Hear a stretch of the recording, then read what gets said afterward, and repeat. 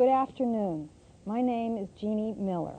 I am a member of the Kean College Oral Testimonies project of the Holocaust Resource Center. We are affiliated with the Video Archives for Holocaust Testimonies at the Sterling Library of Yale University. Sharing the interview with me is Bernard Weinstein. We are privileged to welcome Shlomo Biezunski, a survivor presently living in Fair Lawn, New Jersey, who has generously volunteered to give testimony about his experiences before, during, and after the Holocaust. Welcome. Mr. Biezunski, I wonder if you could tell us about the town that you were born in and you were growing up in. I was born on May 13, 1926, in the town of Lodz in Poland. There was a big industrial center of textile. Used to call it before the war the Manchester of Poland. Many of the factories used to employ hundreds, even thousands of people, and there was a population of almost 600,000. What percentage of Jews? The percentage was 1/3 was Jews, because even you have many people who developed the silk industry and textile industry in Patterson, New Jersey, came from Lodz. It's known, you know. They brought by coming to the United States, they brought with them the skills and they developed it here. The 1/3, like I said, 1/3 was the population was Jews, was very involved in trade, profession, and took a very active life in Jewish culture, and we actually have even 2 newspapers. What my father in Yiddish used to, I remember, read was the Hind and the Moment. You know, there was a 2 Jewish. There was a very vibrant city, and my father was studied pharmacy in Kean. He had a brother from 1918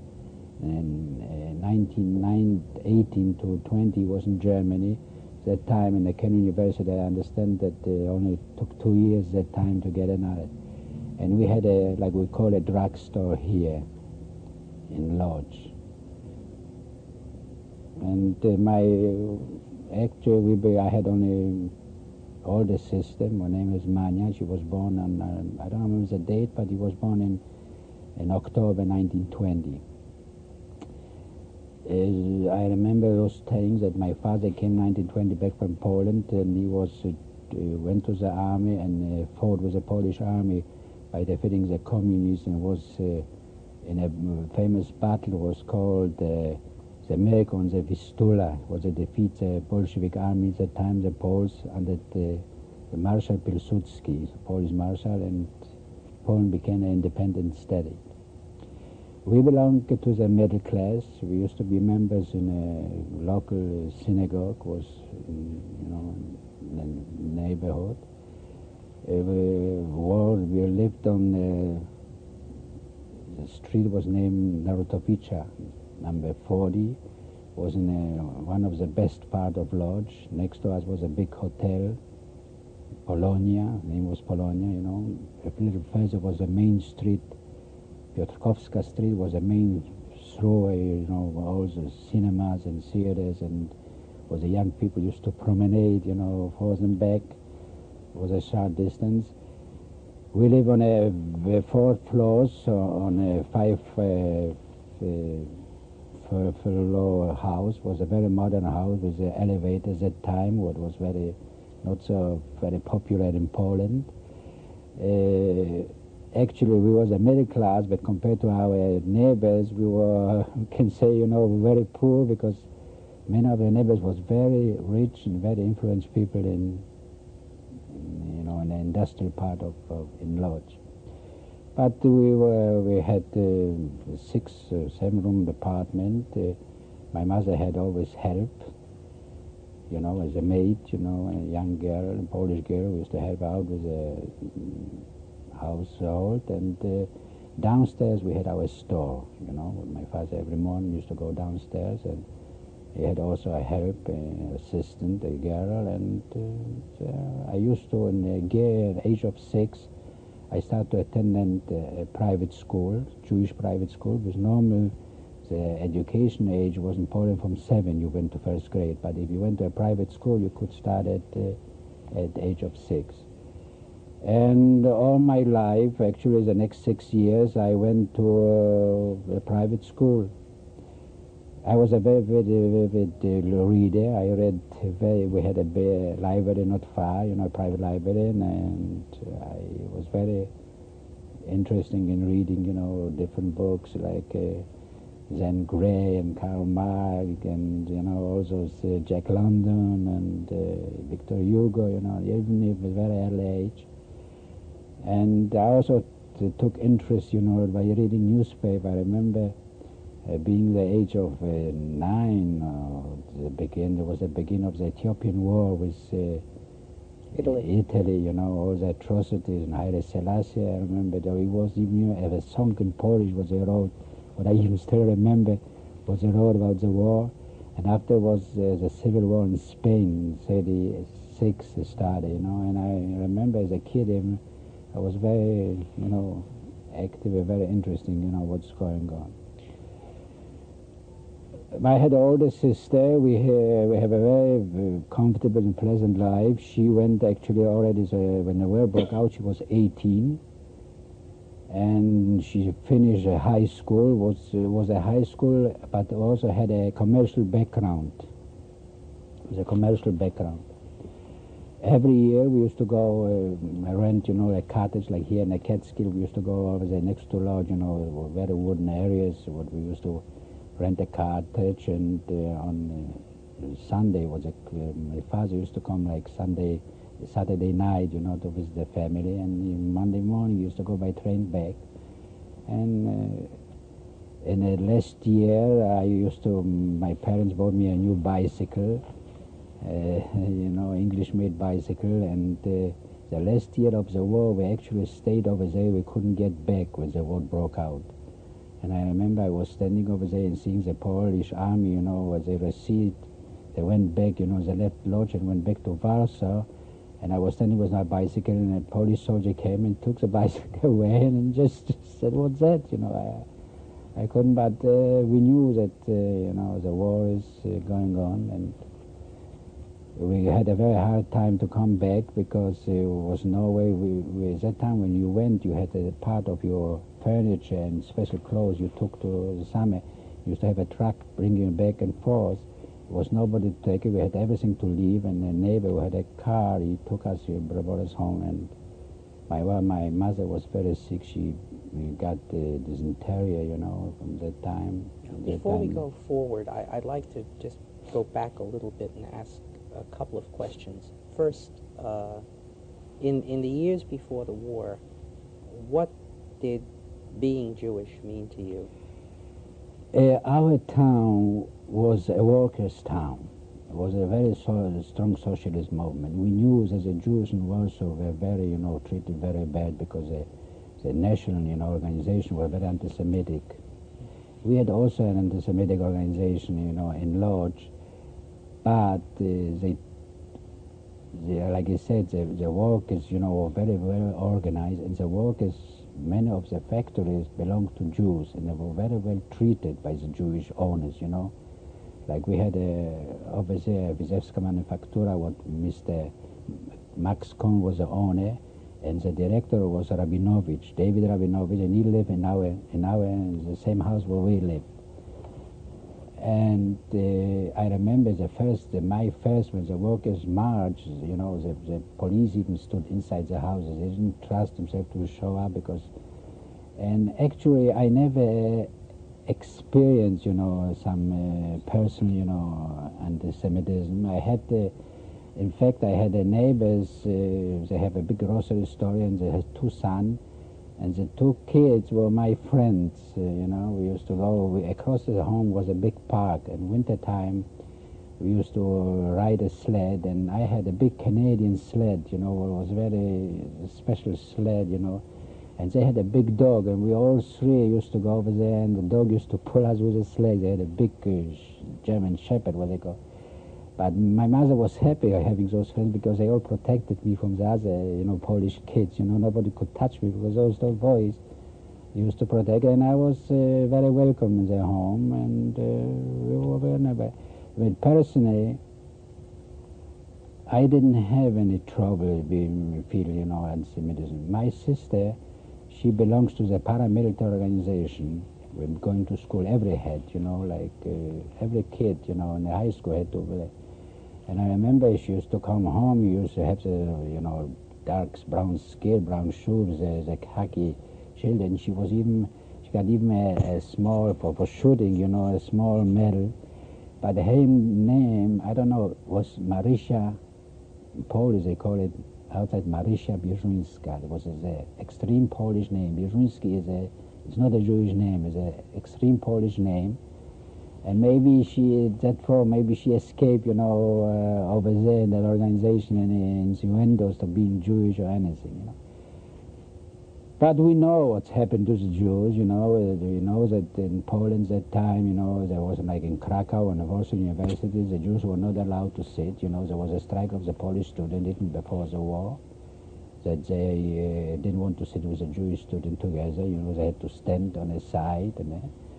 But the Jews always find a way out. They send the children, to Germany to study. Like my sister has a boyfriend. His name was Judenherz. I don't know what was his name. First of all, I can't remember. But he was a textile engineer, and he studied actually in Germany. Or I know Mr. Rabinovich, my neighbor, had a son studying in England. And before the war broke out, he came to the store, my father, and he says, Mr. Biezunski, there'll be no war. I just came from England, and I heard the Chamberlain talking, and a day after, 2 days after, the German attacked Poland. That actually I was never mistreated in a physical way, but, like you said, as a Jew, you had to stay out of trouble, That was the perception, what they call it in Hebrew, they call it a galut, to living in a strange country. My family lived maybe for 500-600 years in Poland, and then it was divided by the Polish king, I don't remember his name in the history, what he invited the Poles, maybe 700 years back to develop the commerce. But for some reason, the Catholic Church has a very, big influence, on the people. And the perception, even my two Polish friends, what I had, this is very interesting. When it comes to Good Friday, they used to say you kill, our God. And I didn't know the first time, I was a little, what do you mean I asked my mother, what is, which God I killed, and she explained to me. They said this to you? They said it to me. They didn't even play that day with me, But after days, everything is, because the Catholic Church, they used to infame the name of the Jews, in the small villages over there. As a priest, he was a king. What he said, the black cat is a Jew, the black cat is a Jew, everything. And for 2,000 years, the Jews were persecuted because of the notions that they killed Christ, and they used to call it Christ killer. As a young boy, how did you take that kind of statement? I tell you, I was shocked. I didn't understand. I didn't know there's a story. But when my mother explained to me, she says, they don't know better. You cannot blame them because that's what they taught. They go to Sunday school, and that's what the priests are teaching them. They keep the flame of hatred always burning. I wanted to know about your Jewish home life. Did you go to the synagogue, and did you celebrate? No, you see, we actually used to have Saturday store open because we were not far from a main station, railroad station. And all the peasants, not the poor peasant, but the rich peasant used to come to town for shopping Saturday, and buy cosmetic, perfumes, things like that, right?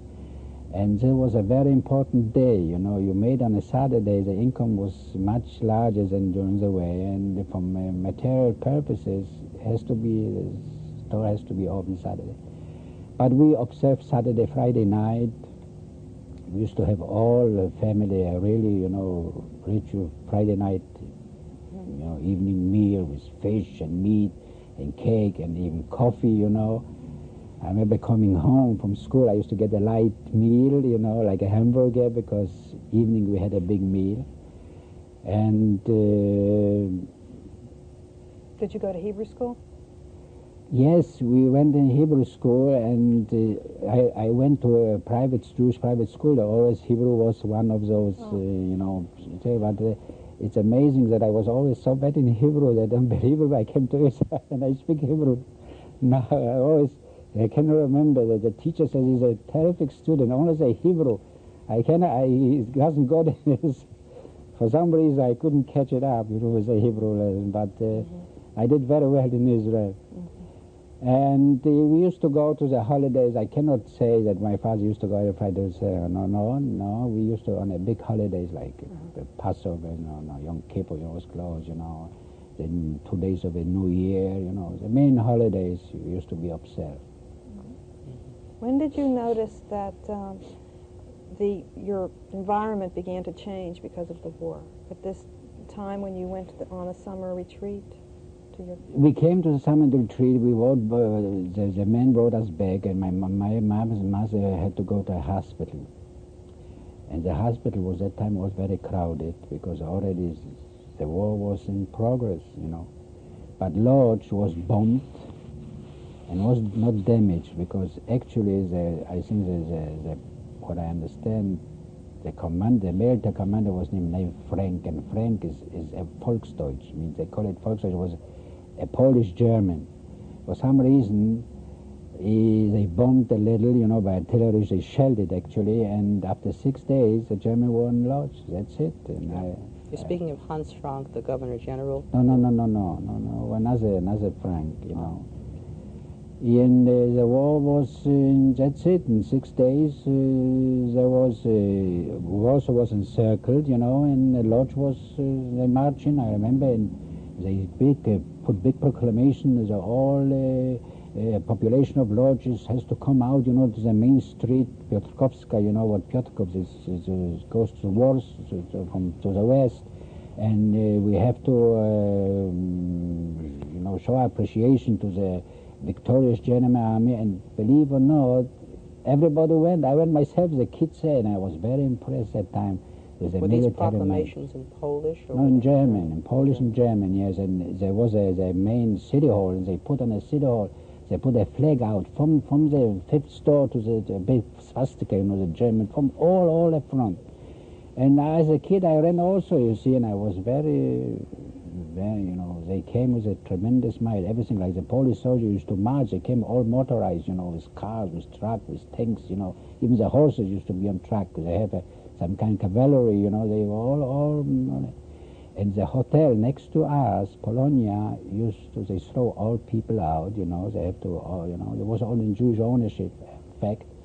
And they put officers over there, the German officers in there, and you had over there right away a German soldier standing guard, and you went by, you had to bow and take your head off, this was then if a German soldier walked by, you had to go off the street and let him pass, and you have to greet him, over there people wear hats, you have to take their head off. How soon after the invasion did this happen? This was in the first months. This was September, October, November, December was the army, in fact, in charge of Lodz. What they didn't actually discriminate against the Jews, there was everybody was included, the Poles and the Jews. And in fact, we had a booming business going. We had soaps, we had we had a big storage over there, the Palmolive, Colgate, and other, we had all the best cosmetic from all the international, made from Germany, from England, from America. And we had soaps, and the Germans were crazy after soaps. They for some reason, didn't have enough soap. And we had soap, but the fragrance was gone, but the soap was good. You cannot sell. They used to buy cartons of it, send home. So they didn't have any soap over there. And everything we had, like for women, milk, like for there. They used to buy everything. They used to pay. They had a tremendous amount of money, and they paid everything. And it was interesting that time. The girl what we had to work with us, our maid left for the village, and also the girl what my father employed in a store, she left. And we had a girl from a neighbor. It was a Jewish girl, but she looks exactly, more German than the Germans. Blonde hair, long, her name was Eva. And she helped out my father. And the German used to come in, and they didn't even realize, because my father spoke perfect German, my mother spoke perfect German, and he said, you are Jews? This is impossible, They know the Jews from the Stürme, with the nose. And my father and my family, we had all light eyes, straight nose, narrow lips. And they only know the Jews from some Germans, Stürme, it was a Stürme caricature. And they didn't believe, how could people like you, speak German, and, you're so nice. And then the officers, used to sit over there. We had like a small corner, they could get rid of it. About everything. But after the Partei people came in, the Gestapo, the SS, they start, you had to put a Jewish store, in a window. And they used to take the Jews, pick them up in the street to work for the German government and for the military and everything. And in fact, they brought, we had a big house. My grandmother had a room, and she died before the war. And the service maid had also a room. She died, she left. And we were left with a big house, and they put a German officer. We had to take in like a tenant, German officer with his servant, with a soldier servant. And but he was an old-timer, he was like a guy who, like administrative officer, not a fighting man. And in some way, he was very helpful, because the German used to, get drunk and used to look for women, for Jewish women, and raped them, And he said, your daughter might be in danger, but if any side knock on the door, you let me know, don't open. I will get rid of them, He felt a little, and sometimes, he used to bring a loaf of bread, because, everything got a little tight and scared.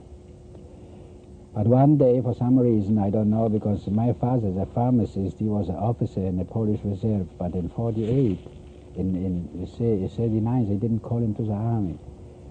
But there was a German propaganda. For some reason, they said everybody should go and fight for Warsaw, and 1,000 people, went for Warsaw marching, to help, to protect Warsaw.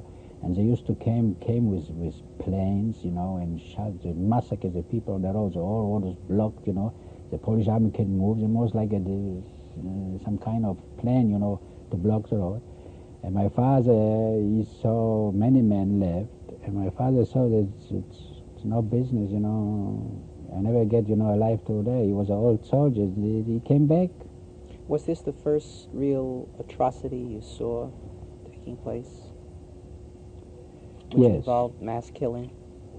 Yeah, I didn't see it, but I told him the story. About. I was home, with my mother and my sister. Mm-hmm. But he came and he says it's a provocation, because the people blocked the army. The thousands of people were going to Warsaw. They blocked the army, Polish army, to reach Warsaw.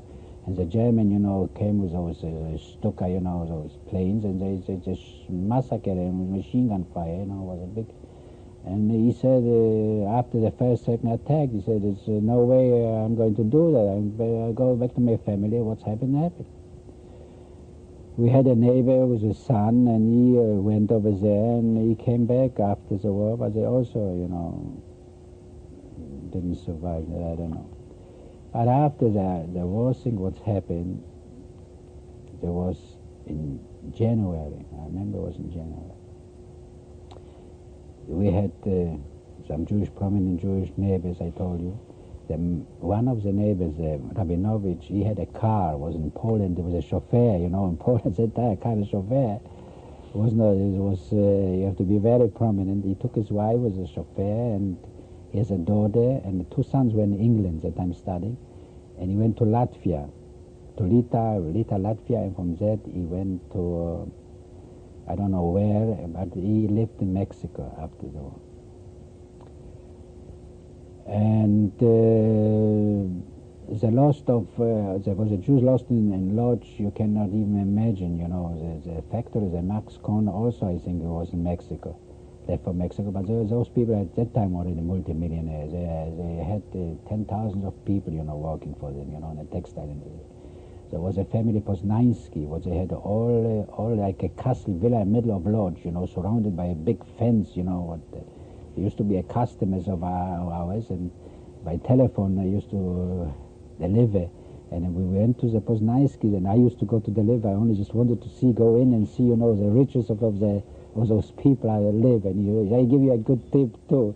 You know, now we have the boy, you know, Polish boy used to deliver the packages, but over there, I used to go, you know, because I wanted to see, you know, it was, you know, and many of them, you know. And one day we had many offices over there in the house. They never bothered my father because they knew there's a store, and we had many German officers live, you know, each of their Jewish families, they had so much room they had to take in. And we have like inside yard, you know, the whole inside yard was filled with German cars. We had a porter, you know, a man who used to be in charge, like how you call it, you know, charge of the home, you know, the yard and everything. Mm-hmm. But they never bothered my father because they knew him, you know. Sometimes you have to push the car to start. They used to pick up people from the street. But one day the Gestapo came and picked him up. It was in January. And they picked up 360 more Jewish people. I don't know, some 50, more than 300. And they took him over there. You used to have electric tram station, you know. You used to have a tram in Lodz, you know. Trolley car? Yeah, trolley car, and just shot him. Just shot him all to death. And the irony was that they connected the family and said to pick up the body. My mother, my sister, she was 18 years old, you know, she was afraid there were two women, you know. Then I had the Canadian sled, the big sled, you know, and I took another kid, and we went over there, and we took the body and covered it with, you know, with some, I don't remember what was it, and we schlepped it all the way to the Jewish cemetery to get buried over there, you know, all the bodies. How old were you? I was at the time almost 13 years old. That was a very tragic experience, and it shattered our lives, you know, and luckily my mother was a very strong woman, you know, a very, you know, businesswoman, very, very, you know, and she said she made all the motion, you know, took all the means to cancel, you know, to close the store, to sell everything she knows. And in fact, in May, we got the order that we have to move to the Jewish quarter, the ghettos. It was an old part of the Jewish quarters, you know. It was the first time I came face to face with the Jewish proletariat, you know, Jewish working people. I never met people working in a factory, Jews. But over there you had the part was the Jewish work, where you used to have small factories, you know, home factory, work in a home, and we rent a room by a Jewish family, and we only were allowed to take some bedding and, you know, some parts in there. Everything has to be left, and we just had to move in a ghetto. And we had over there a room in a family, and we lived away for 6-7 months. After they enlarged the ghetto, they took a part of the Polish part of the Lodz, you know, used to be Polish, like, and they moved the Poles out and moved the Jews in. And it was a house maybe with four rooms, a house with 4 rooms, but each room was actually a living quarter. Everything was in a room, was a pot, and it was a stove in the middle, and that's it. That's like the people lived. It was an outhouse outside from brick. It was lucky it was from brick, because the first winter we have nothing to, you know, heat for, and all the fences between the houses were gone. Even the house, the door from the wooden house of the outhouse was stolen. Then if you had to go, middle of the night, you had to take something with you, to cover, up. Was it one family to a room, or was it more than one family? No, it was one family, but there was 4 families, 4 rooms. The whole house was 4 rooms, but separate and tented, Each one was made. The Polish family, they were with one big room. In the winter time, there was nowhere left to heat. I remember I used to read next to the stove, keeps as a pipe, and read a book. It was very cold. But luckily we had good beddings with us, always a down, good stuff, and keep us warm. And in fact, in winters, the all wall from facing the window was all like with snow. It was with ice, because from the cooking, it was frozen. Did you have electricity? We had electricity, only one bulb, you couldn't use. Did you have other relatives in the Oh, ghetto? yes, I have, I have my cousin. He was there. Another second cousin lived across the street. And we had to start to work, I started to work, learned that, the machines trade, I had to go to school. We went give us a little schooling and a little working in the beginning. Because we had to work to get, support and get food. We had to work for the German. My mother used to start working, making those big, from straw shoes from the German and Russia, standing guards. They used to have on the shoes a straw, My sister worked as a secretary in a tailor department, which used to make clothes for the German uniforms. In the ghetto, they said you can come in naked and came out dressed from head, everything, head and shoes, and everything was done over there, there was everything. Used to be 100,000 Jews in the ghetto when the ghetto was liquidated, there was only 20,000 left, people who were actually lodged. There was 80,000 in September 44, but the other thousands came from Germany, from Czechoslovakia, from other small towns which used to bring in. But in the 4 years, actually, 80,000 of Jews, original lodged Jews, died, from starvation, from hunger, from what they took him out, for selection, took him out, to death and things like that, or sent him to work in other places. And in the beginning, like every good Jewish family, we had a little gold pieces, Russian gold pieces, and, safe for the bad times. And we had a Polish family, before the war, the woman used to make the wash for us. That time you didn't send it out to wash in a wash, like Chinese laundry.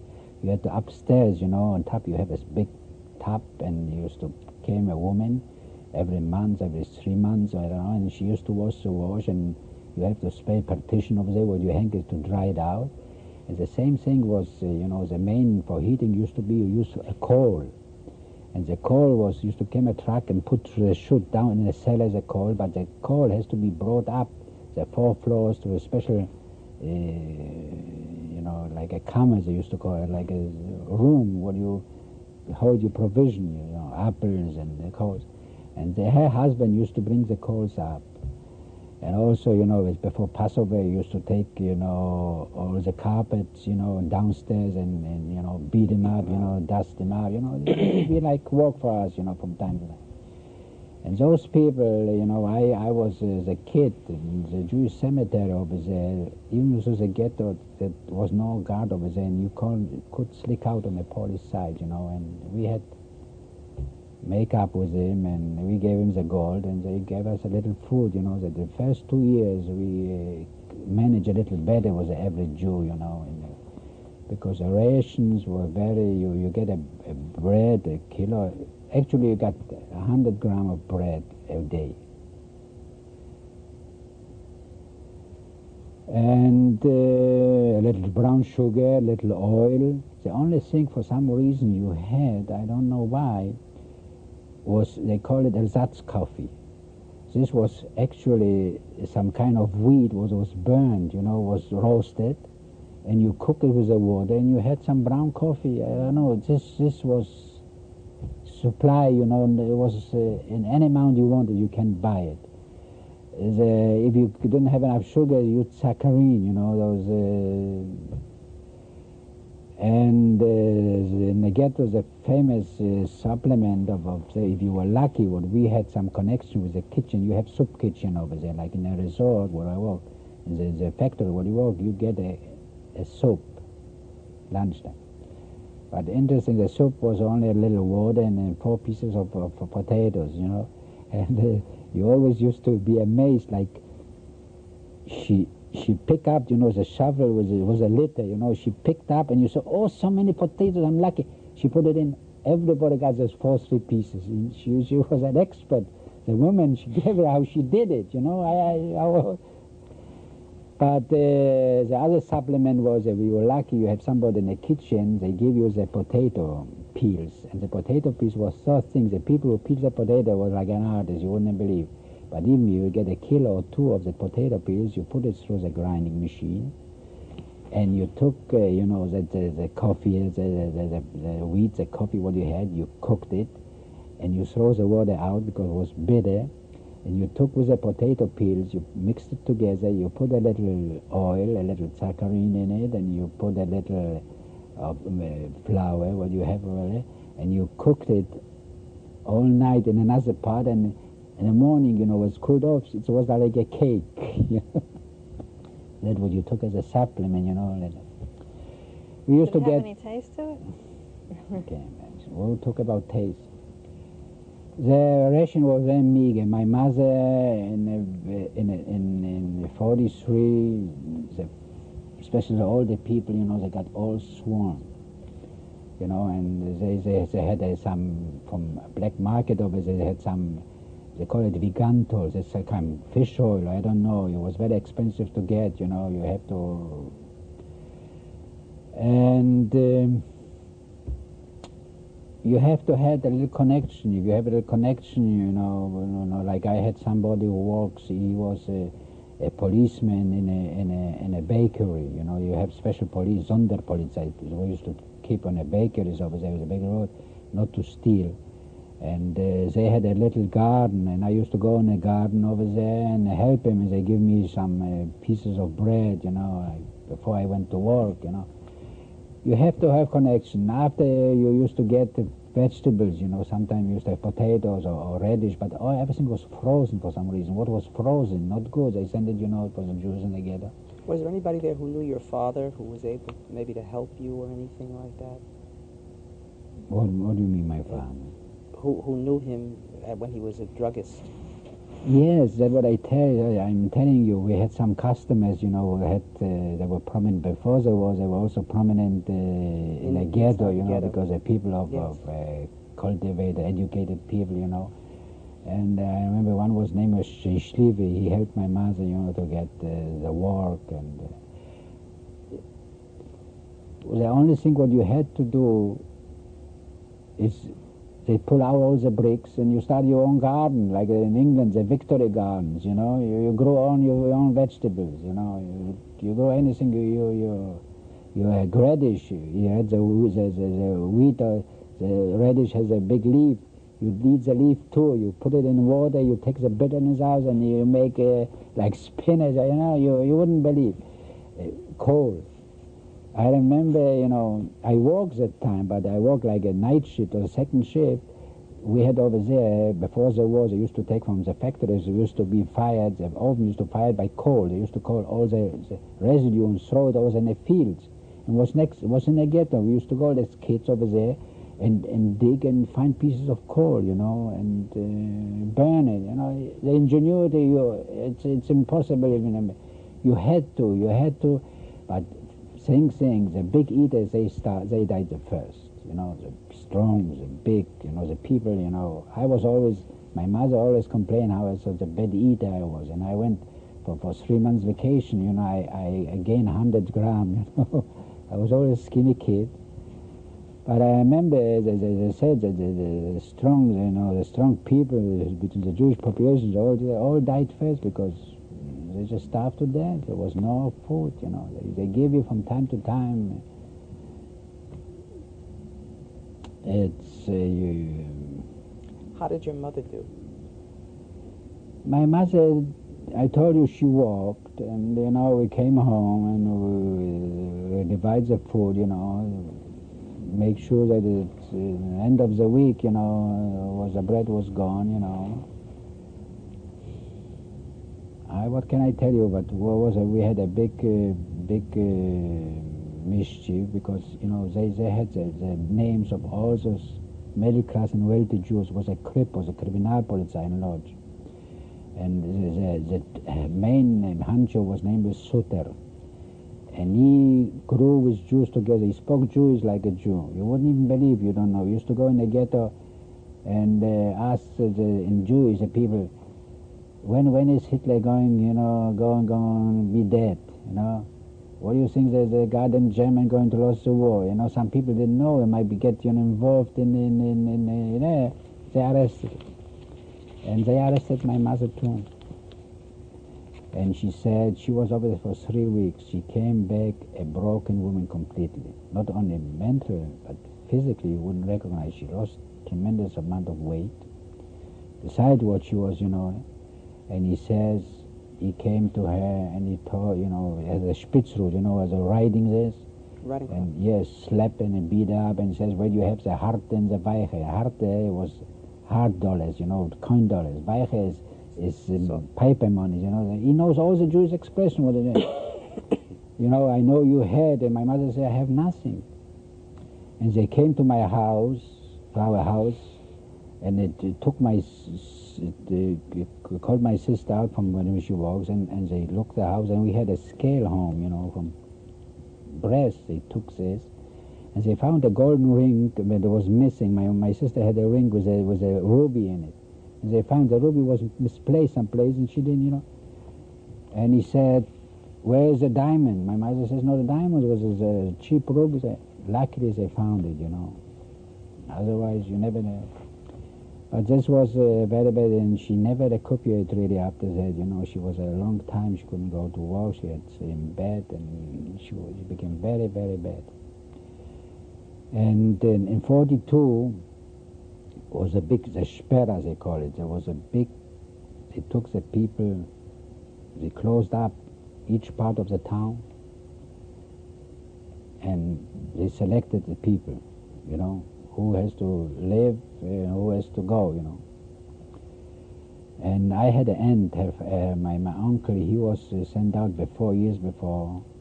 He was sent out for work, you know, another camp, he never came back, but she stayed with a small child.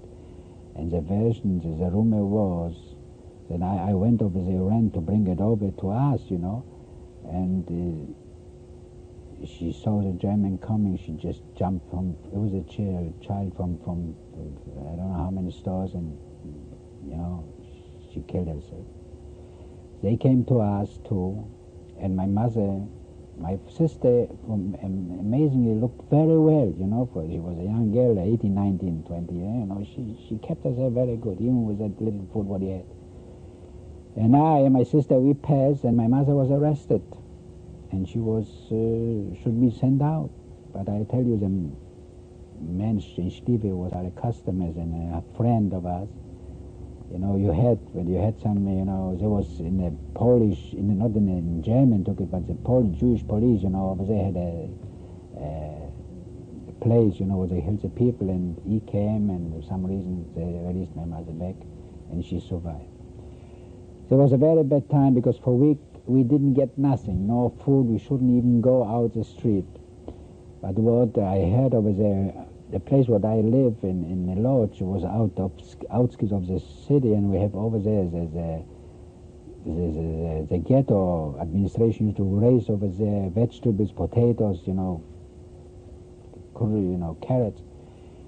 And I was standing near the window, and people are taking, you know, from the fields, and I ran also, you know, and I brought a little food in.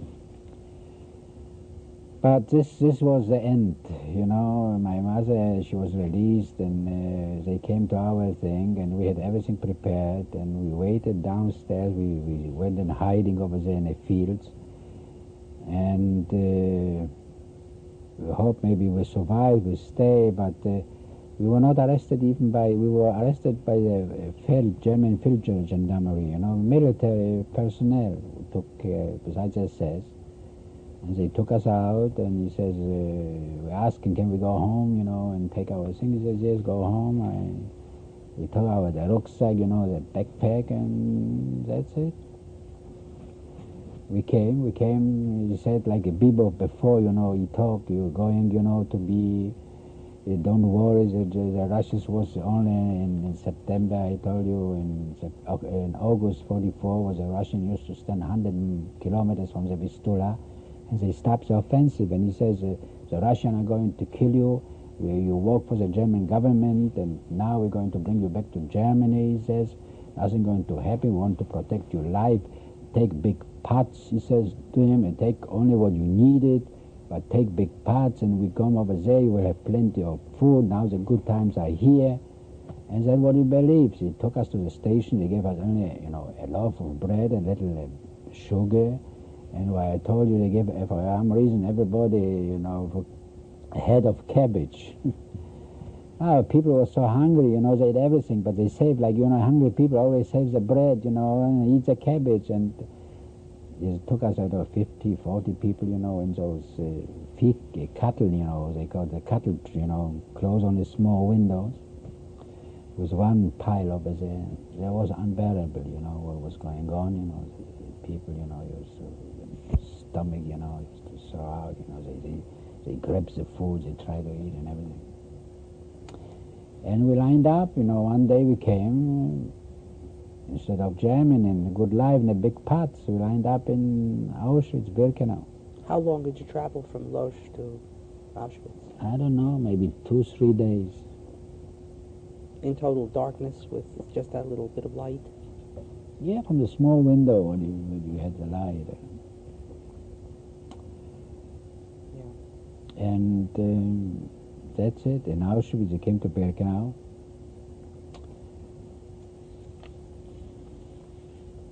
There was many Häftlinge, what they call prisoners, you know. They took us out, and the SS was standing. It was in the middle of the night, you know, the big lights, you know, projectors, in German with the dogs, you know, the SS with the machine guns and everything. And the prisoners, they call him Canada, used to call him, those prisoners. They had a better, prisoners of better treatment. They used to take, you know, of the people, income people, you know, throw all the people thing out and everything. And they separated myself, you know, from my mother and my sister. You know, men here, women here. In Auschwitz over there in Birkenau, there used to be, the Polish cavalry used to hold the horses, used to be long barracks, you know, in the middle of the barrack used to be, like from cement, you know, what was hooks, where they tied the horses, put the fodder over there. And they brought all us, you know, this was the last time I saw my parents, my mother and my sister. And they brought us in, and the SS used to go around, it was hard, everything gave up. You have gold, you have watches, you have fountain pens, you know, everything gave him away. I didn't have nothing, you know, I just have what I didn't have nothing to give. I was a kid, I was at that time, what I was, 16 years old, 17 years old, I looked like 14, I always looked younger than I was actually, you know, my age, skinny, you know, I could go through the hole of a needle through, you know, the 4 years of ghetto. But I can say one thing to myself, I was never sick one day in the ghetto. People die of typhus, dysentery, things you can't even believe. I was never sick, not even a cold. Nobody in our family actually was sick, you know, any. That maybe, you know, help us, because if you were sick and you had deteriorated, it was all the diet of saying you couldn't survive. People just died in the street, you know. You walked over there in the street in the ghetto and just picked them up. And we came over there, and after they took some prisoners, started to beat him up. Oh, he hidden, you know, diamond in his rectum, you know. We know you have diamonds in the rectum. You used to pick up the people and beat them up. After they put us 3 days on an appel, you know, I don't know how many thousand was over there. We stand for 3 days. We didn't get no food, no nothing. Everybody who fell down, that's it. You were not allowed even to help. That's it. They counted that. They count and count and count, and from some reason 2 are missing. They count again. They count again. They count again. It was day and night and day and night. They were standing over there and they counted. It was September. September in Poland, you know, the beginning of September, it gets very cool. After they put us on a barack number 2, I remember. They put all the people on the right side. There was a stone floor. Everybody on the right side, and they cover us with those big, like you cover horses, you know, big blankets, not from people, from margarine. And can you imagine you in September you sleep, you know, and you on a floor, and the wake up was 5 o'clock in the morning, and everybody has to go. People couldn't go to the bathroom. They, you know, in the night you're not allowed to leave the bar because they shoot you. Can you imagine what was going on over there? They defecated, you know, they urinate, everything under themselves. And in the morning, who called it? Everybody ran, you know. It was a big barrack. It was a men's room over there. You know. Did you have thoughts at that time that you were determined to survive, or didn't you? That's what I'll tell you. You know, I was always determined to survive. I said I was like a ghetto kid. You know, I was ghetto smart, street smart. You know, if you have 4 years, you survive. I had a friend over there, a kid what I worked with himself. We were sitting over there. No, but I don't tell you, the next day they gave us, and it's the psychology of the Germans, they gave us food the first time. They brought big vats with hot soup, you know, big vat, and they took like a washing basin, you know, the small washing basin, 1, 2, 3, 4 people, no fork, no spoon, no nothing. People didn't eat 3 days. They gave you, here, 4 people, boom, boom, boom, 4, eat. Can you imagine how can you eat, you know, a hot soup with having no spoon, no fork, and 400 people fighting over there? I don't know if I look back, how I survived, I don't know. It's only a will. You had the will to survive. I want to tell you about the kid who was sitting next to me, and he says, Salek, my name Polish, you know, it was Salek. We're not going to survive it. You're not going to survive it. He said, you stop talking like that. You're a young kid. You're only 17 years old. What is? You have old man. He wants to live. You have all your life. So the war is going to end. We're going to survive. You have to be strong. The next day, I look at him. He was dead because the will was gone. You know. He says, I want to be dead. I want to die. And he died without even somebody touching. But like in any place, you have to find a way. There was, across the state, there was a woman, Russian woman, you know, prisoners over there. And I saw there was a piece of glass, you know, and then I saw to the woman, during the day in Auschwitz, in Birkenau, you didn't do nothing, you know. There was like a death camp, you know. Over there in Birkenau, they sent you only, you know, to the crematoriums, or you sent you out to work. But meantime, you just sat over there around, you did nothing, you know, just sitting, you know, and waiting for the piece of bread. And a little soup, or you got a little coffee, water. And she gave me, then I found a piece of food, and I was already a skilled machinist after 4 years. I made from the wood, and this piece of glass I make like a spoon, you know, with a sharp point on the other side that I can, if they gave the 4 people, you know, the piece, I have something to eat with it, you know, I can help myself out. And the other trick was to get, like 2 o'clock, you used to call, hey, 4 people, 8 people, 10 people, 12 people, bread. Bring the bread from the baker from the magazine. We used to get each 4 people used to get a blanket and used to keep, you know, the edge. And used to go over there and pick up the bread. The bread was mostly, you know, they throw the bread. It was used to fall apart, you know. You know. What I used to do, and I used to come to the block. Everybody has the same face. How can you see who? I used to grab a piece and just run away, you know, take my chance. You know, you had to do something. Even you know they might kill you, you had to do something. Mr. Biezunski, we're going to have to pause now, and we'll take a break, and then we'll get back to your story. Okay. Thank you.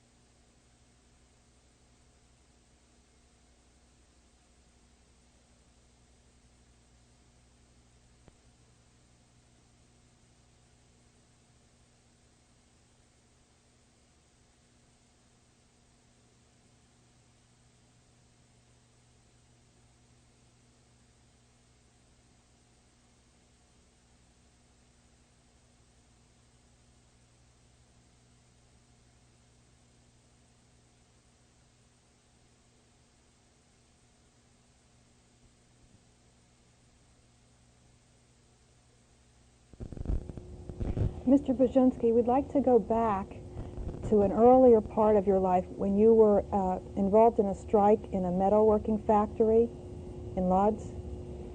Yes, there was a time when we worked and there was some disapproval about the second or the night shift, and most of the workers used to be young boys like myself, and we stood up for the fellows, and we decided that the other shift are going to strike and to support, the other people involved in a conflict.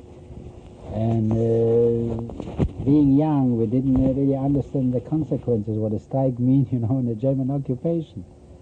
But like the ghetto was run by the Jewish police, and it was a Jewish eldest, like the head of the community, was named Chaim Rumkowski. And the actual police came and arrested us, all of us, and brought us to police station. And he came over there and talked to us and explained, that we are lucky that the Germans, the Gestapo, didn't got wind on it, because we might be all shot, and what was really true. And we decided, to give it up and go back to work and settle the matter in a way. But this was really a moment what we were really, as a German, we find out about it. There was no question they were taken out, over there in the square and shot or hanged like they did with other people. So this was the only time that you were involved in any type of resistance? Yes. Is that true? There was no resistance because, like I told you, maybe, because there was no way to resist. We didn't have any weapons. We were surrounded by a hostile Polish population, where they just left at us, through that. We had like when I walked to work, I walked along a street, and all the street there was a fence, with wire, with steel wires, or fence, wooden fence, and each a few hundred meter you had a guard, the German gathering, but the trolley used to go over there, and the Poles used to travel through the trolley between the ghetto, through the ghetto. They used to laugh at us, and make a sign, and then, show like that, and you cut your throat, that. Mm-hmm. The Jew in Poland has no protection at all. There wasn't a concentration camp. It was known, that if you escape, you have no way to survive, only if you really have somebody, somebody, or you really want, to help you out. If you don't have the means to pay him for it in gold or diamonds, he is not going to do it, because the German offer him for each Jewish head a kilo of sugar and a bottle of vodka. That was the price, the worth of the Jewish life. That was after hundreds of years what the Jews, gave to Poland and did for Poland and fought for Poland. That's how the Polish population paid him back in time of need. They just deserted the Jews. Not only they deserted the Jews, they were happy to get rid of them, because they took their houses, they took their goods, they took their businesses, they took everything. And if you saw the Shoah, that you see over there, that the Polish woman says, yes, I was happy to get rid of them. Before I was a maid, she says, I used to pick potatoes, now I'm a businessman, She spoke out, fairly and square, that yes, they feel very well, While you were in Auschwitz, did you see anyone attempt to escape, or did you see any resistance? In Auschwitz, and I told you, we continue in Birkenau over there. In Birkenau, we came to Birkenau, we stayed over there. The only way out was also the crematoriums, what you can see. You didn't see actually, because it was surrounded by a fence, and the fence was all made of blankets, But you see the chimney, and the smoke, dark smoke coming out, and it was a terrible stink, The smell was terrific in there. And they show you over there, there was a road, and they said the road is all made of crushed bones or ashes, because they get rid of the, There was no way out. There was this kind of, Birkenau was as a Tzigayner camp, they call it. because the gypsy camps, they call it, because the gypsies, they brought back the gypsies and they exterminated over there. When I came to Auschwitz, before us came Jews from Hungary. 44, they came, I don't know how many, 150,000, I don't know how many they killed over there in Auschwitz, Hungarian Jews. We came after them. They had a number A, and I have a number B. You see, the B transport, and they have an A in the beginning. Yeah. My number was what you be in concentration camp. You were a number B6901. This was your name, your bears, your everything. You were not known as a person. You were only a number. That's what everything commuted to you was by calling you number. You will not call you Mr. Shlomo Biezunski. B6901. That's what it was, your number. And the only way to get out was, or you're lucky you went to work, or you stay over there, because this was known that time already, was known after. There was a death camp. Every day people used to come, the SS used to come with some private people, you know, and the whole block, you know, used to disrobe, you know, and keep your hands up and march by those German, you know, march by completely naked.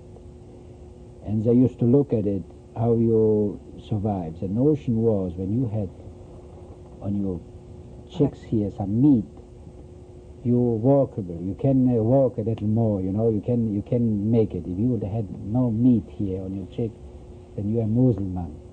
I don't know how they named it now, but the Muslim was a name, a man who has to be exterminated, they would call it. I was in the beginning, they called Muslims, I was so maybe they make a Muslim, you know. But they said, no, don't you go, the Muslim is a man who is going to be exterminated, they would call it. Maybe I don't know, maybe they had like the Bedouins, you know, the very skin, very, you know. Was this what was meant by the Walking Dead, when they spoke of the Walking Dead? Yeah, Walking Dead was a Muslim. I don't know where they got, if there has any connection to the Muslim religion, or like the Bedouins, the Muslim, you know, the skinny, the desert people, I don't know, but that was the name of it. And they looked at it, and I came, and they said they're looking for strong people and craftsmen. And I, like everybody else, you know, I was not much of a person, you can imagine of me, but I stood up naked, and there was a SS officer and another few officers over there, and there was a civilian. And the civilian asked, well, German, what are you? I said, I'm a lieutenant. But the SS looked at me, my figure, he says, no, but the civilian says, German, no, we can need him. And this was my ticket to life, actually, because they picked up 360 people and put us on lorries and brought us in the vicinity of Auschwitz to Fürstengrube. It was a coal mine. We came over there, it was maybe 3 afternoon, and they disrobed us again. They put us on a big open space, Appellplatz, what they called, you know, the drill place over there. And can you imagine 360 people naked standing around? Oh, you know, deprive you of all your human right, dignity, everything, you know. You don't even have, I was saying, where I go to my hand put? I put them in a pocket, but I had that time, I have civilian clothes, what I get in Auschwitz. They took my old clothes and gave me a set of clothes from a grown-up man, you know, a pants and a shirt and a big jacket, and I have the belt, but they left me the shoes. You know, I had a belt and a... Now, we came over there, now yes, before we came in Auschwitz too, because they changed the clothes after we came from the train, changed the clothes. They took out, before we went, you know, the first day, they shaved all your hair, and they took Lysol, all, you know, on your, you know, the pubic hair, and he and all the hair, and they took Lysol, and, you know, they rubbed in, and this was burning, especially here, you know, it was terrible pain, you know. To the first night, you cannot stand, you know, all, you know, sensitive places. We survived that too. Now we came over there, they disrupt you, and you stand like for 2-3 hours, and people are coming from the second shift, they came back from work, like 5 o'clock, they took for relation, and they mixed with the naked people standing. It was 8 o'clock in the evening, yet already dark. It was already September in Poland. It's very cold, can you imagine? And they gave us those striped clothes, you know, and they gave us wooden shoes, and they left us only the belt, and they gave us different concentration camps, and they gave us a soup, the first good meal, each one, you know, and they gave us each one a soup and a nice piece of bread. This was, you know, this was like paradise again, you know. After I was there 2 weeks, and I was only 2 weeks in Birkenau. I said, if I don't go to work, that's it. You're dead here, you know. There was no way. There was no the death lager, you know, death camp, Birkenau. Over there in Fürstengrube, they put me, you know, in a block, and you got your bank, you know, to sleep on it. And they sent me to work in the mines, you know. I work in, there was only 1,800 people over there. The Lagerälteste, the civilian, was he had a red triangle. It was, I mean, political. His name was Joseph Hermann or Hermann Joseph. The Lagerführer, the SS man, was like a lieutenant, you know, SS lieutenant. He was Joseph Schmidt. He was a very young person. He was maybe 20, 23 years old. After the war, a prostitute that came from Kean to Israel, from Kiel. Kiel is the northern, in Schleswig-Holstein, northern part. And he asked for people who were in Fürstengrube. And the police contacted me because, you know, restorations, they knew the people, you know, were over there in Fürstengrube, and I gave my, and he asked me if I know, he showed me a picture. Do you know Joseph Smith, Lagerführer, and showed me a picture. You know the people, this was after maybe 15 years. And I said, this is the man. He says, you're right. You know, he was hiding for 20 years. And he came out now, you know, and gave himself up. You wouldn't believe how he looks now different. He says, with a beard and everything. He asked me only one thing. Did he kill anything? Did you see that a man actually killed somebody? And I remember my father always used to tell me that if somebody is a murderer, you don't have the right to be a murderer yourself. And in fact, all the people who were interviewing Fürstengrube, everybody says, all the Jews, he didn't discriminate because he was SS, he was a German, he was, you know, in charge of them. They didn't try to lie, you know, and to lie to their conscience and says, yes, I say he was a murderer. Everybody says the same thing.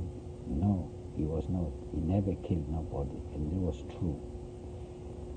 Because the story was that we had before in Fürstengrube, I was not there, in January, before I came after, a year before in January, we had Obersturmbannführer Moll, was named, he was a Lagerführer, he was the second in command. And the Moll was a mass murderer. He was such a murderer that they put him after in charge, Himmler put in charge in Auschwitz. He was so good at murdering people. And in Christmas night, all officers over there, they had all the, you know, a party going on, and the night shift came back. The second shift came 11 o'clock night back, or 1 o'clock, I don't remember the time. 11 o'clock anyhow. They came back, and one German couple was missing. And they don't know why, because they used to go through the corridor with barbed wires on the side, and they don't know how they escaped. The Moor lined up all the lager, all the camp, in the middle of the night, you know. People had to go out, you know, winter was snowing, everything. And they picked up 1, 2, 3, 4, 10 people and just machine gun them right out. Jews. The guy who escaped was a German. And they said, the rumor was said that he stopped them, you know, the Schmidt. He says, listen, this Weihnachten, this Christmas, enough killing for one night, you know. But he was transferred to Auschwitz after, and he actually got his job being, you know, connected well, because we built a new coal mine, and the guy in charge of the old coal mine was his father-in-law. And in fact, his wife lived over there with a sister too, two blonde girls, used to even come, you know, the congregation used to see him. This was Schmidt's father-in-law. Schmidt's father-in-law, yeah. And everybody said the same, you know, no, he didn't kill nobody. And he wanted me to go to German-Berg if I need witnesses. This, I don't want to go to the Germany, I don't want a German court, I don't want to have enough of it. I said, you ask me the truth. I said, I'm not a murderer, I'm not going to take the man's life because what he did to us. I said, I can only tell you that thing, I didn't see him, nobody shot. And that's it. We came to first group over there, they sent me to work in a group with a Polish miner, like his helper. We used to fix the rails over there. There was a long hammer with a wrench, and used to. And that Paul, he liked me for some reason, He always says, Saleh, you say, after the war, you stay here with me, you're going to marry my daughter, you're a nice guy, I like you. And the most important thing is that after I worked with him 2 weeks, 3 weeks, he used to bring a breakfast for me. His wife used to prepare a breakfast for myself too. 2 pieces of bread with butter. God, I even didn't believe what can happen thing like that? I didn't eat thing like that in my life, But I didn't work with him. I worked with him for 3 or 4 weeks. And one day we came back from work and they called my number. You go to the Arbeitsdienst, the man who's in charge of the work details, they're special. God, you call your number in a concentration camp. This is a very tricky affair, you never know what is going to do. But I go over there and the fellow says to me, you're going to work with a machine Abteilung, in a machine shop next Monday. And I came to the machine shop, and who was in charge of the machine shop? That fellow, the German engineer, who picked me up, to go to work. And this man, for some reason, that time Germany didn't have any crafts, they need every man who knew something, machine to do something, for he was very concerned about the victory, that time. He didn't know, he didn't believe they were going to lose the war. But for me, that was good because, he tried to do anything to make, my, to give me... Your life bearable. Yeah, bearable, because, people outside, they used to work, dig, shafts, in water, used to keep, steel, without gloves, and steel frozen. You pick up a piece of steel, want to pick it up, all you can lose all your skin, get glued to the steel. Frozen steel is very dangerous. And we had over a couple, in charge of all of the work detail. He used to call him Wilhelm, the Kaiser. Used to call him, nickname was the Kaiser. He was a mass murderer. He killed his mother-in-law and father. I don't know how many people, and used to beat him up. But in the machine shop, he was not allowed, to go in. And when you go in, you have to behave. As a skilled worker, he was not allowed to touch you because, he compromises a German, industrial might, He was very, that German was very, keep an eye on him, that you don't beat. And we were 20 Jewish prisoners working over there. We had Italian working over the prisoners of war. We had French, civilian workers over many people. And this was very helpful because, if you work with foreigners, they had more access to food, to some potatoes they give you, this gave you, And I walked over there to January 45. In January 45, but what was my luck, that by having a little more food, this was a camp for hard workers, and the hard workers, and the camp used to be contracted to the EG farm industry. We heard about the big German chemical concern, even exists now, yes. And I walked over there for, they gave me a piece of soap and wash pulver, what you don't have in a concentration camp. You didn't have a towel, nothing. Your shed was a towel, and that's it. And we used to get, what best thing was, we used to get a soup a day, but we used to get 3 times 350 gram bread and 4 times 700 gram bread, This was, I used to stand over there next to the lady and all the time chew what I get. And my foreman was Adam, was his name. And he says, "Oh, you're eating like a malagere, like a cow. You chew, a cow is chewing." I said, "Listen, Adam, I'm hungry. 4 years I didn't have a piece of bread. I'm hungry. You know, I snore a bread from everybody. This ball, you know." And that few months over there brought me, you know, back, you know, to my strength. And I always was thinking in my life that my mother might see me, you know, that I'm alive and I'm doing, you know, compared to the circumstances, I'm doing very well, you know. You didn't have any still idea alive. that she was dead? No. I said, the only kid, the only son, you know, she maybe by even dying, you know, she was singing about this kid. And I said, I wish she shouldn't.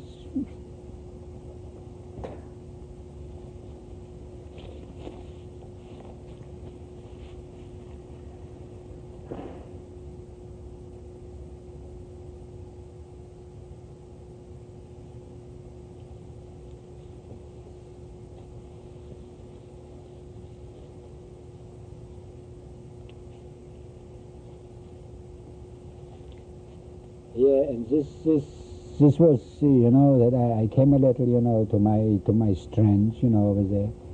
In January 45, the big retreat began, you know, from Auschwitz. They started to take all the people out, you know.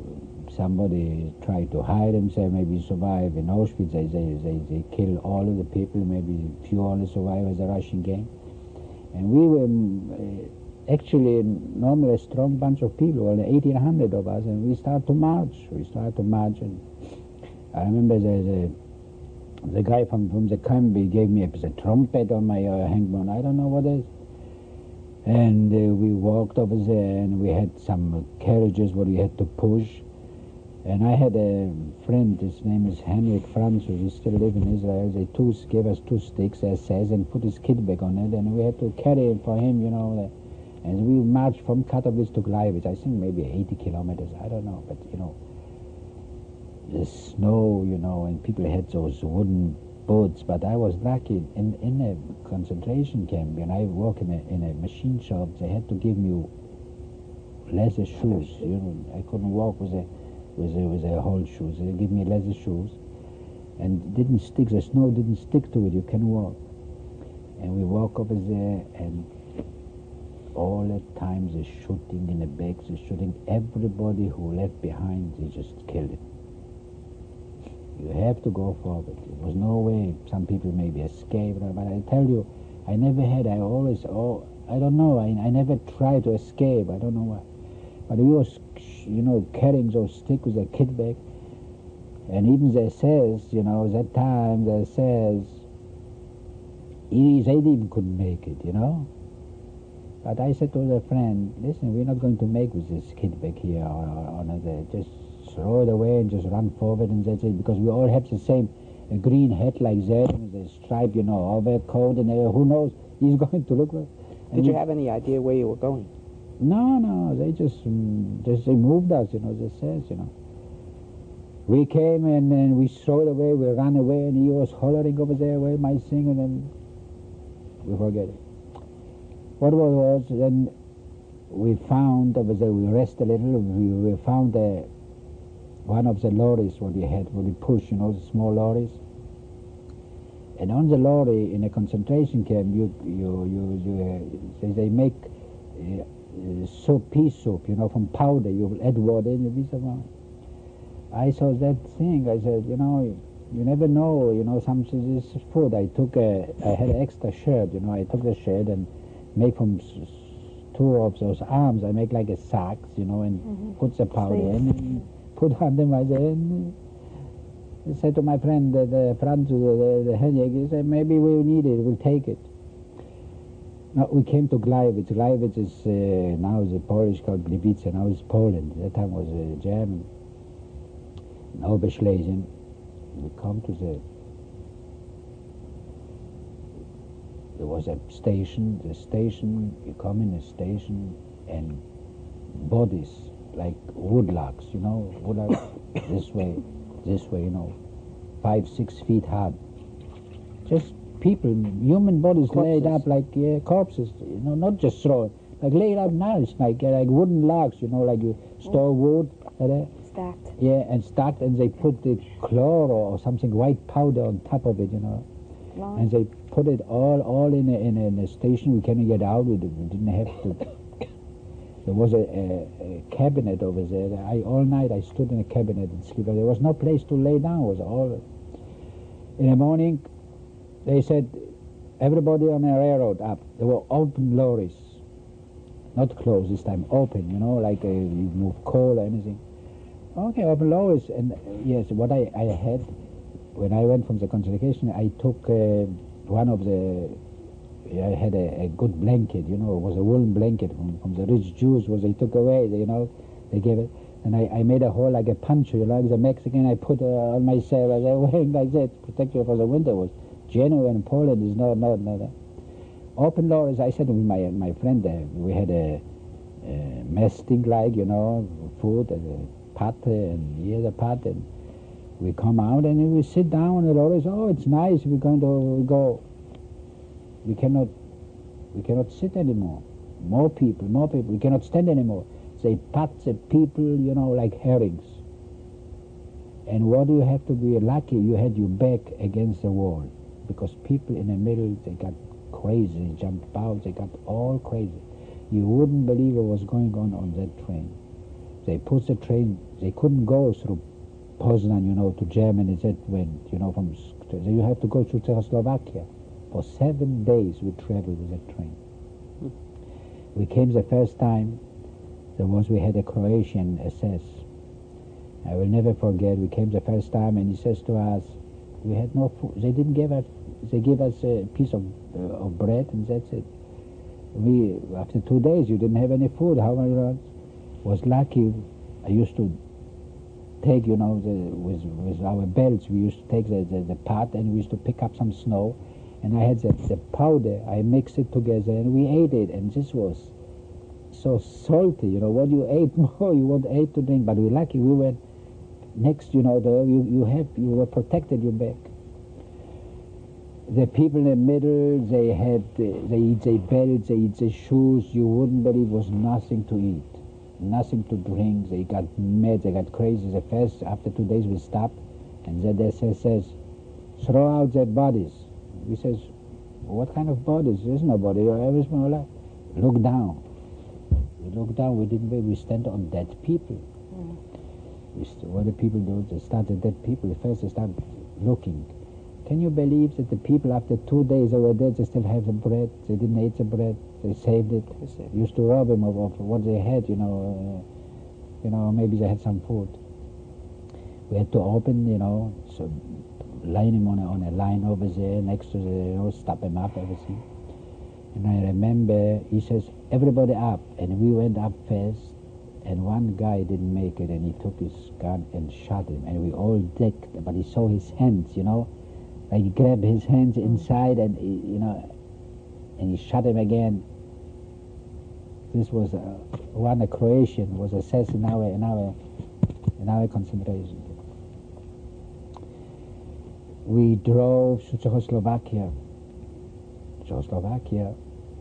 The people were great. You know, you have the train as an overpass going. They were standing over the overpass and throwing in bread and fruit and speck and everything. They used to run along the street with water, you know, really kids.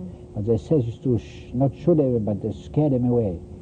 But the only place what we really, you know, they knew miles away, they knew the Czechs, there's a prisoner, you know, camp, and you see every place was an overpass.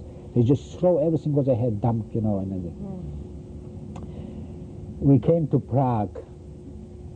And the train is standing over there. And that time was already in 6 days. We maybe 60 people on this. It was already 1/3, you know, full. It was 2/3 empty. And I myself sleep a little, and my friend used to watch me. Said nobody, because people just slave, you know, just got mad people. You fought all the time. You know, I went from the train, I was all scratched. I didn't even believe, you know, for fighting. He protected me, I protected him. Nobody, you know, grabs us or takes us. You know, you couldn't just fall asleep. we came to Prague. And on the main station, but there was already place for everybody because we left so many deaths over there. They said they had 10,000 people on a transport, only 2,000 arrived actually. 8,000, just died on it. Understand? You have to have the will. You cannot believe. And I was lucky that a few months where I was already in concentration, with the 6 months, I get a little strength. I was not, like I came from the ghetto. I grew. I don't know what's happening. I don't know.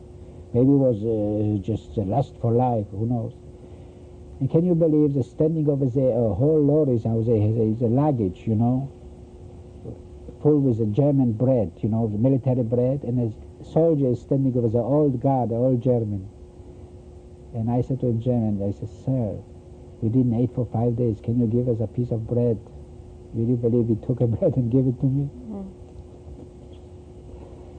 God, I only had a piece of it because, the whole, the rest of water. He brought a few more for those people in there. And we arrived in Nordhausen, Dora. Nordhausen, it was in Thüringen, it was now East Germany. This was a concentration camp. There was all built. The people lived up, and all manufacturers, the V1 and V2 bomb used to make over there. Everything was manufactured inside. One of the scientists here was lately in the news he was in charge over there in Nordhausen. Now I want to tell you another thing. In Fürstengrube, what's happened before he left, Fürstengrube, yes. In Fürstengrube, the camp was, had a stone wall, and there was a barrack here, and on the other side there was a railroad going. Then 4 Polish guys, and a Jewish fellow, they dig a tunnel under the wall, to reach the station over there. The railroad, always used to go, the trains with coals used to go. And each barracks has a big bin, like a wooden bin where you used to bring coals over there and put it. Each one used to come from the ship, used to bring a piece of coal to heat the barrack, And the guys, from that bin, they made a double bar, and they dig out. And they almost was finished, that the train came one, and they brought a new, for the bathroom. We had over there a big bathroom because the people coming from the ship, from the night shift, they used to take a shower, because they were all black. They bring a big pressure, stove, I don't know, was a big, steel piece, and dump it, from the track, from the railroad car, and everything collapsed. And the SS find out, No. There was next few weeks, Sunday morning, the all big SS came from Auschwitz. They gave us an extra good soup with the enormous SS used to steal from our food too. But the time to show, off how good they treat us, they gave us a piece of wurst in it, like the Erbsen, the pea soup, and everything in big this, and they took, put the scalpel, and hanged all 5 of them. Everybody has to stand up on their pell, everybody had to look up, because they tried to escape, and this is a punishment, and it is. But that was one, what I really, face to face, saw, like people. In the ghetto, there also was one, they hanged a person, who tried to escape. It was a German Jew, tried to escape, and he went he went through out of the ghetto. He spoke good German, he took the Jew instead of, but for some reason there must be left something on it, and the Poles saw it, and they gave him, to the German, and they brought him back to ghetto, and they hanged him also, show like what's happened, somebody escaped. It was no part, it was no monkey business here, your life was nothing. You were nobody, not the the Germans, they show such a big love for animals, for their dogs, for the cats. The Jew, it was for him, he wasn't not a human being at all, nothing. And we came over there in Nordhausen. In Nordhausen, we stayed for a few days. Also, the luck was when we came Nordhausen, we were lucky that we came from the train in a big washroom, and people were standing over there in the washroom for hours drinking water. They're hydrated. I myself, I stand maybe for a half hour, I drink water. Just the water was just, I didn't drink water, I don't know, only the snow for 7 days, for 8 days. And people, and just was lucky they put it in a washroom. We could,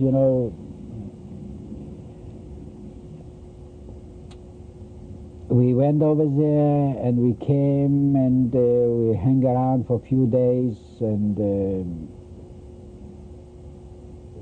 make a big appel. At that time they says, they look for a business to go on. If they didn't have the business to go on, they were sent to the Russian front, to protect the fatherland. And our Lagerführer, with all the clique over there, where they had a 10, 15 assessments, they look for a way out, they have to have Häftlinge, they have to have prisoners to guard him. He's not going to send, he's not free. And over there, and I met my sister's friend, the Judenherz. He had a broken arm. I wanted to help him or to stay with him together, and see what's going on. And I'm going over there. We had a guy, says who used to bring us every day to work. He was an Austrian, actually, a short fellow, but he was not so bad. He never mistreated nobody. He was an older fellow, maybe in the 40s. Because that time, already many changed. The SS became older. They took the young SS and sent them to the front. They brought elder people, and put them in guard. But sometimes they murdered the Croatian. He was a second in charge of the Lagerführer. He stayed all the time to the very end. They would shot that fellow, And that Austrian, and I'm standing over an appel, and he says, everybody antreten, and I wanted to go with the guy Juden, and he says, "Du kleine Dreher," he says, "Hey, you small handlaid," he grabbed me here by the, "You come with us." And they had from 1800 or were left from 1800, maybe was already 800,000 died, on the way, so all the ordeal of the 7 days were maybe 800 people, 400, 500, I don't remember. But he remembers that I was a craftsman, I was a skilled worker. Then they picked up 300 people and brought us to Tourmaline, also in Thüringen. Over there we built a new plant in the mountains, It was very primitive. They had a few banks, they had nothing. We were 15 SS and then 300 people. When everybody walk over there, dig a little, it was not actually, was nothing much to do. I used to work, they give me in one of the corridors in a mine. It was like a mine, They dig out, the mountains. They want to bring all the war production underground. So it cannot be bombed. And that's what they used to do. And it was over there a machine shop with Ukrainian civil workers, And I used to do. It was not much to do. This was in April. We were hanging over there for months, maybe 5, 6 weeks. And the war is going on, and the Ukrainian, we had wind of the Ukrainian, we're going home, they try to prepare, everything, to go home. And we didn't know what's happened to us. One day, they take us and we start marching. We're marching Magdeburg, big city. And I marched over there on the street, with the SS, and I see young kids going on my age, boys, girls, free, going in the city, and I'm here like, prisoner on the guard, going on a side, on a wall, in the middle, and on the gun. I said, what did I do to those people? Why they treat me like that? I said, all my youth, wasted, the best years, best 5 years. What a young man has, go to high school, girls, dating, you fight for your life all the time. You starve, you're beaten, your parents are gone. You didn't think about it. You didn't think. I remember I was liberated. I was sure that all the world would be in my hands. They will keep me on a hand like that, Nobody's a word refused me. What I went through, you know, what they did to me, for what? We marched to Halberstadt.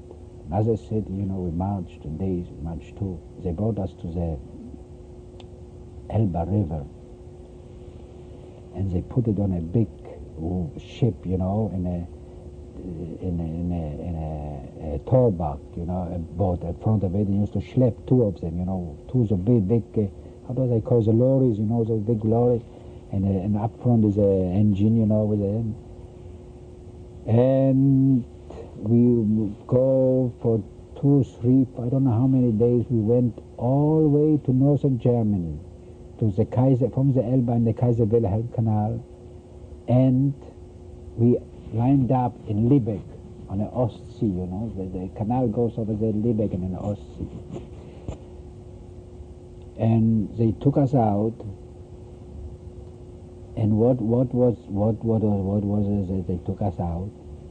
That Joseph Schmidt, his parents, had a big farm in Schleswig-Holstein, Arnsbeck. The small town was called Arnsbeck, and they were farmers. He came from that place, and he says, "What I'm going to do? I'm going, you know, I keep my business, you know, upright, and then I go take the people with me. That we have to guard them all the time." And he saw the Russians are coming, you know, in Thuringia, and we have to go someplace, and he took us, you know, to his place where he lives over there, you know. And they put us in a big building over there on the road, and we, the 300 people, maybe 250 already, on one side, and the 15 SS on the other side guarding us. And he went with his wife and his father and wife too, and his sister were with him all the time. They went over there, you know, to live on a big farm. Now, what you do with those Jews? You don't have nothing to do with the Jews. What you do with the Jews? You send them to work to the farmers. You know, you used to take like 5 guys. You used to take them to women. She had to dig up a garden, you know, for spring. We used to dig up the garden. She used to get a little fruit, you know. One was farmer when I was in a very good, after the war, I was for a few years over there in Neustadt. And I used to go to Arnsbeck every Sunday to drive to him. He was a Dutch farmer who lived in Germany, half Dutch and German. He was very, very nice person. We worked for him. The 5 people used to give us food. He used to give us potatoes for the other guys. He treated us, I'm telling you, he didn't know what to do. It was and also wanted to marry his daughter. I don't know for some reason, everybody, but she schlepped the fruits, you know. She was a little hinked. But the one daughter, very rich. And there were 2 Polish girls, I never forget, working over there. And they found out I'm Polish. They said, "Why don't you stay in the nights with us here?" Up, they lived on the top of the house over there. They would have, you know, some love. I said, "You're crazy. I stay here. They shoot me." "Don't worry, we're going to hide you. Stay here. Don't go back." But I tell you, I never had the guts. But we had an assessment. It was an old man already, and I was a speaker between the 2 guys. I knew German, you know, from home, you know. And he says, "Listen, no monkey business. Don't make any fools. The war is going, every day is going to end. You know, just make sure you survive. Don't run away, don't run." Anyhow, on the 2nd of May, 1945, Mr. Schmidt, our Lagerführer, brought us to Neustadt. Neustadt used to be a base, a U-boat base, 1 two-man U-boat base over there, military base. And in that Neustadt, we saw from far away a big ship standing. The big ship was named Capricorna. Used to, before the war, used to be the Hamburg-New York line, Hamburg-American line. Used to go, you know, travel within a, it was about 27 or 26,000 ship, a passenger ship. And he says, "We're going to bring you on a ship, and you're going to Sweden." Now, before we came to Neustadt, we were also in a place, the same place, and they came. The Red Cross, the International Red Cross came in. War was humiliating. West students, they looked for Jews from Western Europe who knew speak Dutch, French, English, you know, a foreign language. Even if you were Polish Jews, you might get away. They took them away. In fact, they took the Western Jews away. The Eastern Jew, like myself, a Polish Jew, has no rights to live. Nobody wants to protect him, you know. They just They gave us few cigarettes and few pieces of chocolate, and they took away with this few Who were people. these, the Americans? No, there was Swedes or Swiss, I don't know, not American. It was a Swiss, I think Swiss Red Cross, you know. There's less people they ignore, like the few people knew a foreign language. They said, yeah, I'm a Frenchman, you know, parle français, oui, and they got away. He comes to us, and we, with the rest of us, about 300 people, they took us to the harbor over there. You see there's a German Marine, you know, the Navy over there guarding everything, in the big ship, and they took us off the towboat, two of that, 150 each one, and they brought us over there to the ship. We come to the ship, and, you know, they says, hey, the officer standing guard over there, you know, put a big spotlight. He says, what's wrong? You have here 300 people, we have to take you, you know, you have to take him. He says, I cannot take those 300 people, I have 8,000 prisoners here on board. Where do you want to take it? He went back. Then the port commandant gave him a call, and he went back, and he took us. And the lucky was that the old prisoner was on the deck, and we was the last one on a highest spot, you know. They put us 10 people in a small cabin, you know, like one person, I don't know, it's just dumping. Okay, and the ship was anchored maybe 5 kilometers off, because it was a big ship, it was a small port, it was only for fishermen, you know, you cannot go in. And we standing over there in the morning on May 3rd, boom, shooting, you know, guns going, you wouldn't even believe, you know. And, you know, the planes are coming, and the Germans are shooting at them. And for some reason, they saw such a big target, you know, they didn't know what was on it, you know, the British, they bombed the ship. And can you imagine the ship, 8,000 prisoners on it, and the SS on top of it, machine guns, you know, and the 8,000 people, the ship burns on top, all the building on top, you know, they start burning for the bombs what they throw over there. And the most were Poles and Russian prisoners. Only we were actually was only Jews. It's 300 to 150 people, and you couldn't open the door. It was a door open outside, you know, in the cabin. You couldn't open the door outside because all was full with people, you know, trying, you know, they fought the Germans, they fought the machine guns, they fought the SS. Everybody tried to escape, you know, and go out, you know, in there, and just screaming, and we didn't see nothing. We didn't know nothing. We couldn't get out. We weren't 10 people trapped, you know, in that cabin, and we only feel the ship. Listening. And in the very end, 4 Russian and 1 Jewish guy, Stefan, from our concentration camp, for some reason, they swam the 5 kilometer May in the Ostsee to the port. The old ship went down, only a small spot, you know, a ship goes like that, and was not so deep, only a small spot on the top. Looking, we see the skies. We see the skies. We didn't know what's happened. We opened the around, you know, the bulla, you know, the window. One guy wanted to go out. He cannot go out. Almost broke, you know, with his bones. They started to push him out. He was, you know.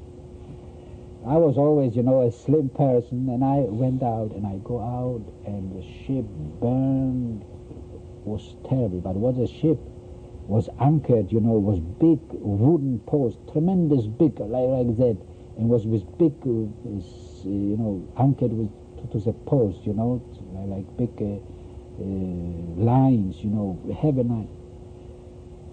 Then, you know, I was all naked because I had to take the clothes out, you know, and all naked. I, like a monkey, I went through the big line, you know, walked through and sat on the middle. There was, each one was heavy like that, like 5, 6, 10 of them, you know, like a small island that will anchor the ship, you know. And I was sitting over there, and here you don't hear a sound. The people, after hours, you know, almost get dark, the British got the wind that there was a ship with prisoners of it, and they took the fishermen, they came out, and they took 37 people off, and I was the one between. I was sitting like a monkey over there, you know. And they took me, you know, to the boat. I was completely naked. They gave me a a blanket. I never remember my sister in school, she learned a little English, you know, and started, and was a Navy of, yeah, there was one of the tanks, you know, the guy was a big beret, there was a tank called, he brought and gave me a whole bag of biscuits, you know, like a tin can, and was a Navy officer came with a staff car and other officers, and he came down, and I said to him, I said, how you feel in English? I don't know, I understood a little, I said, sir, I kissed his hand, I said, we wait 5 years for you.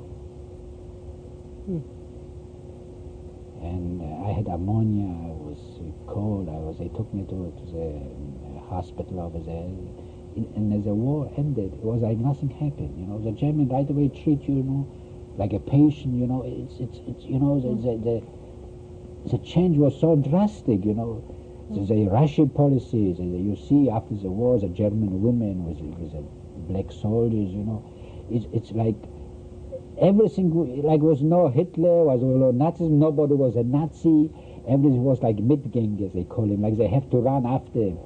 Everybody knows we didn't know nothing, we didn't know nothing, we did not our fault.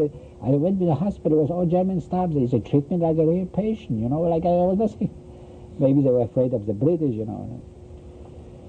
This was my ordeal, that I survived. How I survived, I don't know, but that's what I'm telling you. From 8,000 people, 37 they took off the boat. The rest all drowned like mice. Only 5 swam.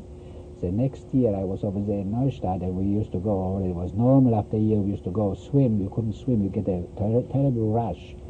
And the next spring, the bodies used to swim out, all blow up like that. And the British used to take the German the prisoners of war to pick them up, you know, the bodies of the. But the same year, the next year, they brought underwater divers with special cutting tools, and they opened all the ship, you know, the whole of the ship, and start taking out and I understand the guy was Adam, my foreman, everything. His brother, his 2 brothers with him, they all die over there by trying to get out. We, for some reason, if the ship were, you know, go the other side, I don't know, Schicksal, I believe, you know, you know, I don't know. Maybe it was I myself. And that's what I also told you. I was sure after the war was going to hell on my hands. And nothing was they going to refuse you. What they did to you, they put you in a DP camp, and they gave you a soap a day and said, my dear friend, you're on your own, that's it, be happy, you know, you survive. Yes, they gave you every night, and there was a military camp, they have a big cinema. Every night they give you a German, you know, these comedies, a movie, and that's what it is. But and you didn't feel like laughing. Jews were lucky because we have the joint, you know, the United Jewish Relief, and they send everything, you know, they give us cigarette, they get coffee, you know, you had in Germany cigarette and coffee, you can reach Was the everything. DP camp in Neustadt? Yes. And how long were you there? I was for about 2.5 years.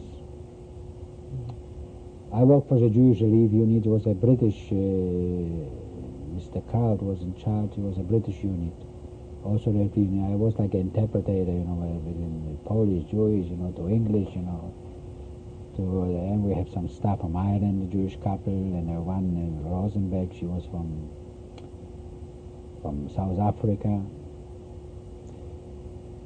But, you know, I could go to Britain, you know, be adopted by a Jewish family, go to Britain, but I decided, no, after all, when I'm going to go to Israel, you know, to be my own, you know, at the time, you know, Israel started, you know, fighting for the independence, and I decided that my future will be, you know, with the Jewish people. And Did you go into the Haganah, or? Yes, in Bergen-Belsen I joined, you know, I went to the kibbutz, and over there I joined the Haganah.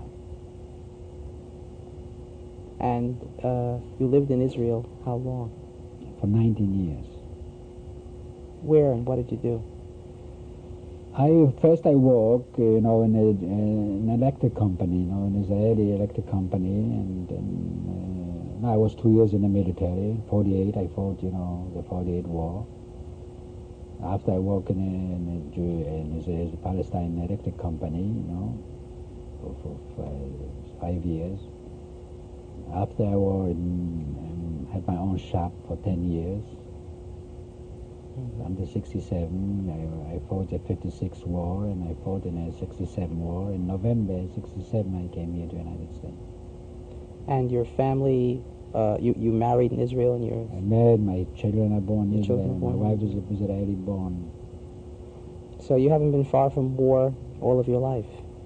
Oh, yes, you see, you can imagine that it took many people to decide different, because I was not so idealistic. They think different, because after all, I lost everybody, you know, and war, a bullet has no address, you know. You go to war, you can get killed and wiped out, you know.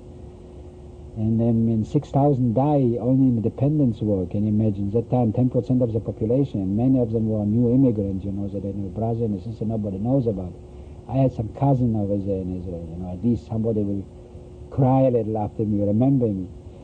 But that's it. I just disregard everything, you know. I said no after I went on, and this was a big plus. Psychologically, they give you a big boost, you know, because I know people who went to other countries, who went to concentration camps, they had nightmares, they cannot forget, they feel, you know, they didn't feel good in the environment, they're still, you know, between strange people, you know, it's Israel gave you the pride, you know, give you a prospect, give you an outlook, give you, you know, a meaning to your life, you know. You were proud. You didn't go. In 56 war, my son was born only months old, you know. He wasn't even, he was circumcised, you know, Wednesday, and Thursday I took my kid back and I went to war. That's it. Kissed my wife, and, you know, this was no thing. You're a soldier. You're in your own country. That's it. Over the years, have you found it easier to talk about the Holocaust, or to talk about the things you talked about here, or is it hard for you to? I don't talk, you know, because, you know, you talk about it, it's, you know, you have kids, you know, and things, you know, can bring resentment, you know, toward other people. You know how it is, you know, it is... I don't want to poison their life, you know. I went through it, was, but I told him always, you know, don't forget, you know, you're born a Jew, you will live a Jew, you will die a Jew. Nothing going to, you don't try even to forget it, because others don't let you forget it. That's it, you know, you stand up for who you are and be proud of it. If you sing, you change your name, you change your manners, you change your friends, it's nothing going to help you. Just stand up for your rights, and that's it. And if somebody try, you know, to tell you something that is better than you, then let him know that he's not. You don't have to feel better. You don't have to be superior, but you're a human being, and you have to ride. And you have to ride. If you want to have your right, you have to fight on it. And if you have to take a gun, you know, and fight for it, then you take a gun and fight for it, because that's it. Or you get killed, or you kill somebody. It's no way out. Because the Jews went through, they always, you know, accommodate everybody. They always try to, you know, smooth things out. They always try to pay off to let him live. They always make, you know, find peace. And it doesn't work. Doesn't work for 2,000 years, and it's not going to work now. You know, that's it. Thank you very much, Mr. Biezunski, for a very informative and interesting story. And thank you for sharing it with us. You're welcome.